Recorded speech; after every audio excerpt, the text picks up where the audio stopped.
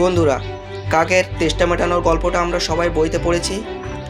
আজ বাস্তবে চোখেই দেখে নেন কাক কিভাবে তার তেষ্টা মেটায়।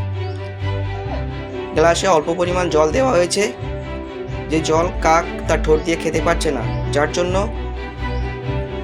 সে তার ঠোঁট দিয়ে একটি একটি করে নুড়ি পাথর গ্লাসের মধ্যে দিচ্ছে, যাতে গ্লাসের জলটা উপরে চলে আসে এবং সে তার তেষ্টা মেটাতে পারে।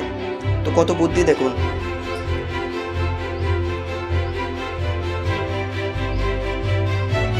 জল উপরে চলে এসেছে, সে তার তেষ্টা মিটিয়ে নিচ্ছে। দেখুন, ভিডিওটি আপনাদের কেমন লেগেছে? ভালো লাগলে লাইক, কমেন্ট, শেয়ার করবেন। সবাইকে অনেক অনেক ধন্যবাদ।